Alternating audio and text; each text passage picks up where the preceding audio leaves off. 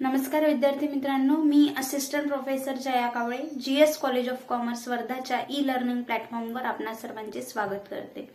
तर आजचा आपला लेक्चर आहे बीकॉम फायनल इयर मराठी मीडियमसाठी फायनान्शियल अकाउंटिंग।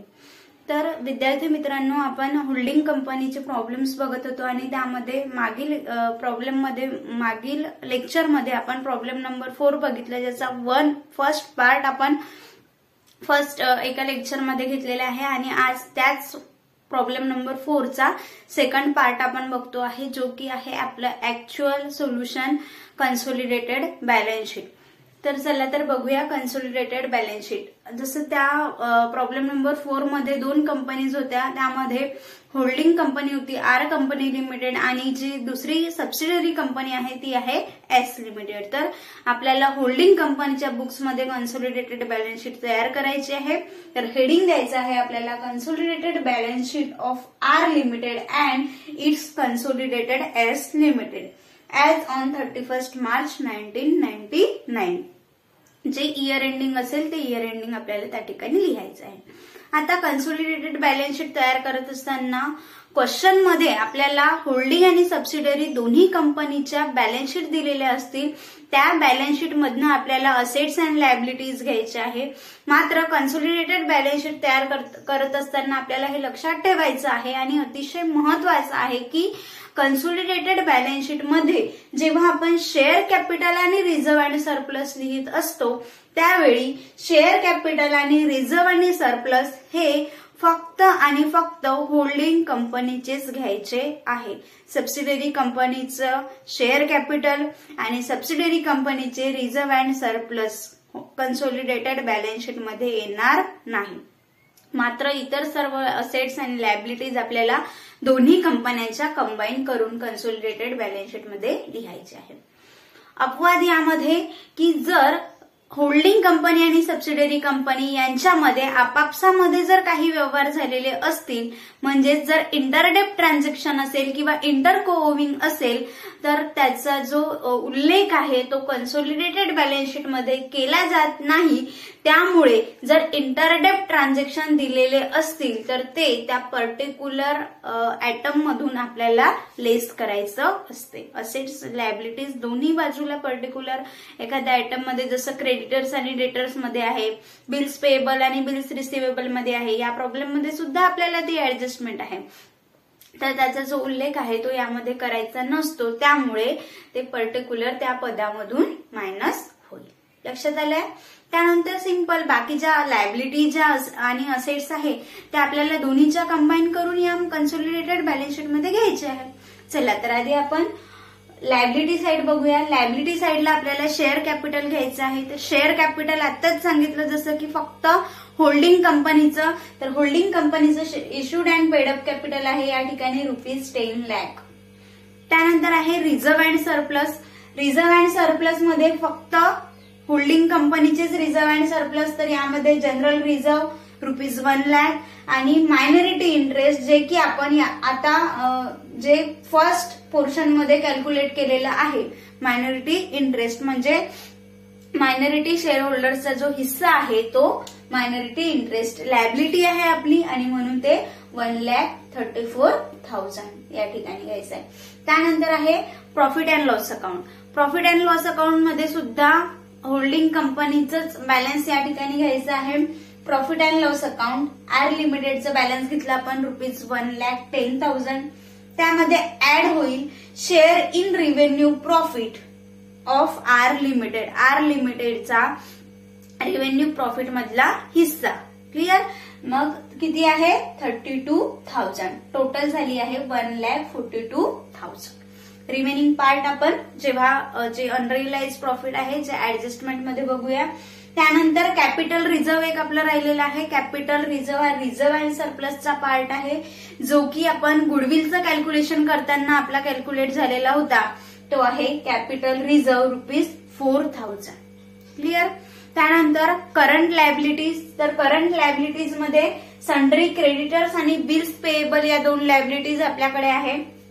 सन्ड्री क्रेडिटर्स मध्ये आर लिमिटेड आणि एस लिमिटेड दोन्हीच्या कंबाईन आपल्याला क्रेडिटर्स घ्यायचे आहे. तर आर लिमिटेडचे क्रेडिटर्स आहे ₹70,000, एस लिमिटेडचे आहे ₹50,000 आणि टोटल क्रेडिटर्स आपल्याकडे आहे ₹1,20,000.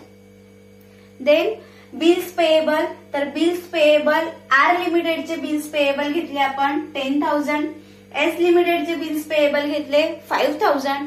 टोटल बिल्स पेएबल आपल्याकडे आहे ₹15,000. क्लिअर आहे. त्यानंतर बघूया असेट साइड. असेट साइडला सुद्धा ज्या असेट्स आपल्याला होल्डिंग आणि सबसिडरी कंपनीच्या दिलेल्या असेल त्या असेट्स आपल्याला या ठिकाणी घ्यायचे आहे. तर यामध्ये फर्स्ट घेऊया आपण fix assets. Clear. First fix assets पासून आपली सुरुवात होत असते. फिक्स असेट्स आपण घेतली. फर्स्ट आहे land and building. Land and building मध्ये दोन्ही कंपनीची आर लिमिटेडची लँड अँड बिल्डिंग आहे ₹2 लाख, एस लिमिटेडची आहे ₹1,50,000 आणि total land and building outer column मध्ये ₹3,50,000. Then plant and machinery. Plant and machinery मध्ये आर लिमिटेडची प्लांट अँड मशिनरी आहे ₹3 लाख, एस लिमिटेडची plant and machinery 3 lakh. Same total आहे 6 लाख. त्यानंतर आहे करंट असेट्स. करंट असेट्स मध्ये स्टॉक दिलेला आहे. स्टॉक घेतला आपण R limited 75,000, S limited 50,000, total 1,25,000. Then next one current assets मध्ये नेक्स्ट पार्ट आहे debtors.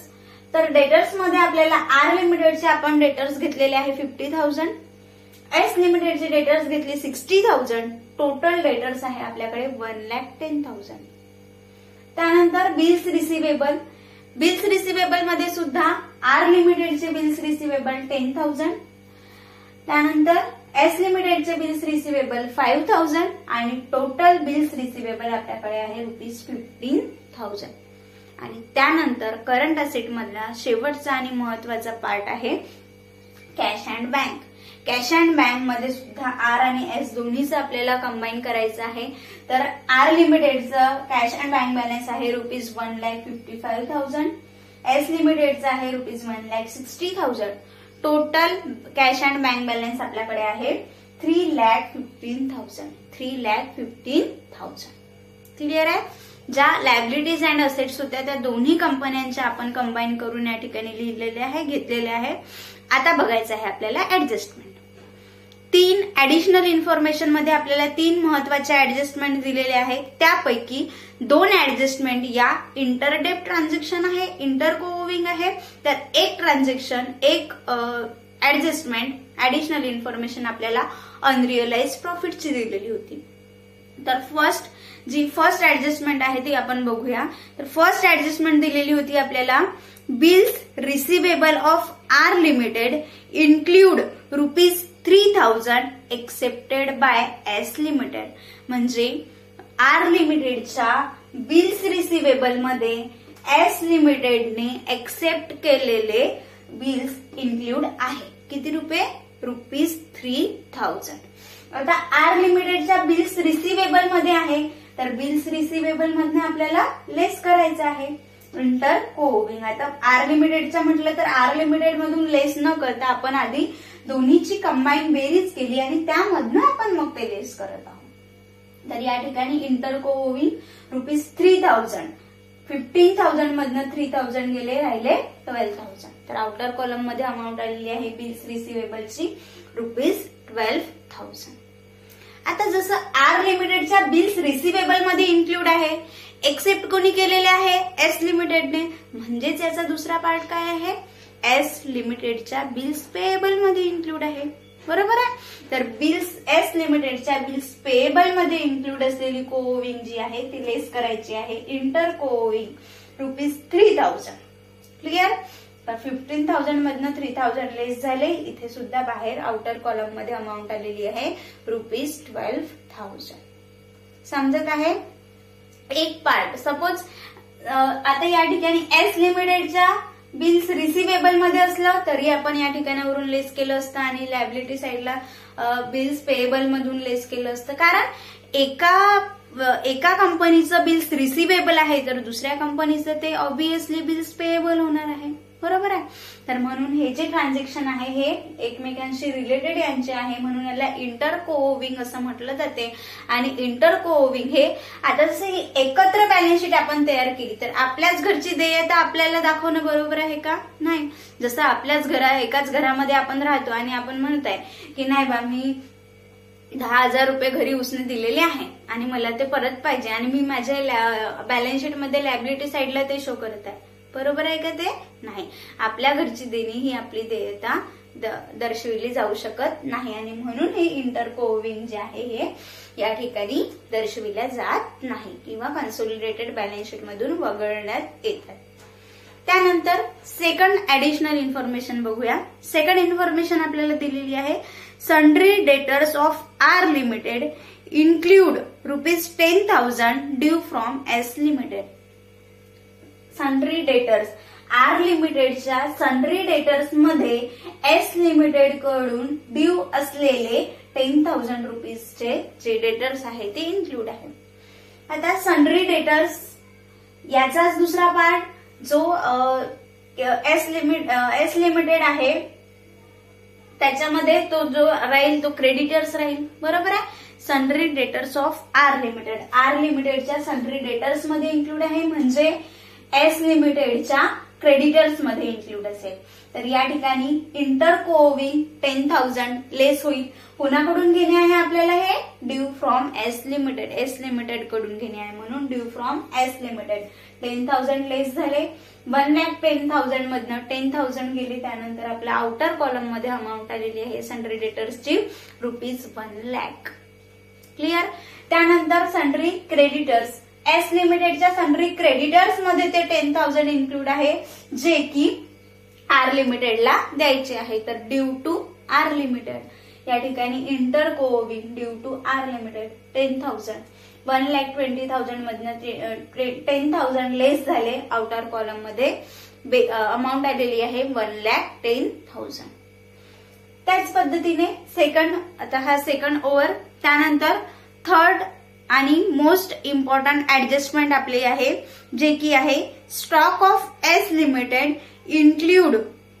includes goods purchased from R Limited ₹30,000 which invoiced by R Limited at a profit of 25% on cost price. आता हे जो आपण first part या लेक्चरचा घेतलेला आहे, या प्रॉब्लेमचा घेतलेला आहे, त्यामध्ये मी तुम्हाला एकदम क्लिअर आणि सोपी पद्धतीमध्ये अनरिअलाइज प्रॉफिटचं कॅल्क्युलेशन करून दाखवलेलं आहे. 2 कंपन्या होल्डिंग आणि सबसिडरी. होल्डिंग कंपनी सबसिडरी कंपनीला माल विकत आहे आणि कसा विकत आहे तर कॉस्टवर 25% प्रॉफिट घेऊन, कॉस्टवर 25% प्रॉफिट घेऊन तो माल विकत आहे. किती रुपयाला विकत आहे? 30,000ला. आणि 30,000ला तो माल विकल्यानंतर आर्थिक वर्षाच्या शेवटी त्या कंपनीमध्ये, त्या सबसिडरी कंपनीमध्ये तो माल विकला गेलेला नाही, जो की तो माल शेवटी स्टॉकमध्ये शिल्लक आहे. स्टॉकमध्ये शिल्लक आहे तर त्याच्यामध्ये आपलं प्रॉफिट अडून आहे, प्रॉफिट अडलेलं आहे आणि ते आपल्याला अनरिअलाइज प्रॉफिट वेगळं करायचं आहे की जे आपला जो अनरिअलाइज प्रॉफिट आहे ते अनरिअलाइज प्रॉफिट आपल्याला लेस करायचं असते. आणि म्हणून अनरिअलाइज प्रॉफिटचं कॅल्क्युलेशन आपण केलेलं आहे की जे 30,000 मध्ये 25% कॉस्टवर घेतलेलं आहे तर त्याची प्राइस किती राहील तर ते आपली प्राइस आलेली होती ₹24,000. त्याचं कॅल्क्युलेशन, फॉर्म्युला हे सर्व क्लिअर मध्ये तुम्हाला मागील लेक्चरमध्ये मी सांगितलेलं आहे. तर अनरिअलाइज प्रॉफिट आलेलं होतं आपलं ₹6,000. त्याचा इफेक्ट काय करायचा आहे तर ते स्टॉक मध्ये इन्क्लूड आहे, एस लिमिटेडच्या स्टॉक मध्ये ते इन्क्लूड आहे. तर स्टॉक मधनं आपल्याला सर्वात आधी ते लेस करायचं आहे. तर या ठिकाणी जे स्टॉक आहे, आर लिमिटेडचा स्टॉक आहे 75,000, एस लिमिटेडचा आहे 50,000, टोटल 1,25,000 आलेलं होतं. त्यामधनं आपल्याला अनरिअलाइज प्रॉफिट लेस करायचं आहे ₹6,000. अनरिअलाइज प्रॉफिट ₹6,000. क्लिअर. आउटर कॉलम मध्ये अमाऊंट येत आहे आपली ₹1,19,000. त्यानंतर सेम याच ट्रान्झॅक्शनचा, याच ऍडजस्टमेंटचा सेकंड इफेक्ट आपल्याला करायचा आहे, प्रॉफिट अँड लॉस अकाउंट मधनं लेस करायचा आहे. क्लिअर. तर या ठिकाणी प्रॉफिट अँड लॉस अकाउंटचा आपण जे ऍडिंग आहे ते केलेलं होतं. प्रॉफिट अँड लॉस अकाउंटच्या बॅलन्स मध्ये share in revenue profit add केलं. त्यानंतर आपल्याला टोटल मिळाली 1,42,000. त्यामधून आपल्याला लेस करायचं आहे अनरिअलाइज्ड प्रॉफिट ₹6,000. क्लिअर? 6,000 अनरिअलाइज्ड प्रॉफिट लेस झाल्यानंतर आपल्याला अमाऊंट मिळत आहे आउटर कॉलम मध्ये ₹1,36,000. तर या पद्धतीने अनरिअलाइज्ड प्रॉफिटचं कॅल्क्युलेशन आपण मागील लेक्चरमध्ये केलं. त्याचा इफेक्ट आपण या लेक्चरमध्ये बघितलेला आहे की कशा पद्धतीने त्याचा इफेक्ट होईल. 2 इफेक्ट त्याचे होते. एक तर ते स्टॉक मध्ये इन्क्लूड आहे, त्यामुळे स्टॉक मधून लेस करायचं आहे, आणि ते प्रॉफिट अजूनपर्यंत रिअलाइज झालेलं नाही. त्यावर आता 6,000 तर आर लिमिटेडने जेव्हा आपल्याला गुड्स सेंड केले तेव्हा घेतलेलं आहे, पण आपल्याला किती प्रॉफिट होईल हे क्लिअरली अजूनही क्लिअर नाहीये. कारण आपण म्हणजे कोण, सबसिडरी कंपनीने ते गुड्स अजूनपर्यंत विकलेले नाही. त्यामुळे त्यावर किती प्रॉफिट होईल किंवा किती लॉस होईल हे अजूनही क्लिअर नाहीये. त्यामुळे ते आपल्याला प्रॉफिट अँड लॉस अकाउंट मधनं लेस करायचं आहे. क्लिअर आहे? तर या पद्धतीने आजच्या या प्रॉब्लेम नंबर 4 मध्ये आपण अनरिअलाइज प्रॉफिटचे ट्रीटमेंट, जे इफेक्ट्स आहे, परिणाम आहे, तो कशा पद्धतीने करायचा आहे हे आपण बघितलं. यानंतर प्रत्येक एका प्रॉब्लेम मध्ये आपण काहीतरी नवीन पार्ट बघत आहे. तुम्ही प्रत्येक प्रॉब्लेम बारकाईने बघा, समजून घ्या. याच पद्धतीचे सेम प्रॉब्लेम तुम्ही सॉल्व्ह करून बघा. कारण आपल्याला या छोट्या छोट्या गोष्टीवर, जरी ऑनलाईन एक्झाम आपली झाली तरी या छोट्या छोट्या गोष्टीवर आपल्याला एमसीक्यू विचारल्या जाऊ शकतात. त्यामुळे जर तुमची कन्सेप्ट क्लिअर असेल तर एमसीक्यू सोडवायला आपल्याला कठीण जाणार नाही. त्यामुळे अभ्यास करा, घरी राहा, सुरक्षित राहा, आणि नेक्स्ट लेक्चर येतपर्यंत झालेल्या जुन्या लेक्चरची प्रॅक्टिस करत राहा, प्रॉब्लेम्सची प्रॅक्टिस करत राहा. काही अडचणी असेल तर विचारा. त्यानंतर पुन्हा भेटूया नेक्स्ट लेक्चरमध्ये नवीन प्रॉब्लेम सोबत. तोपर्यंत धन्यवाद.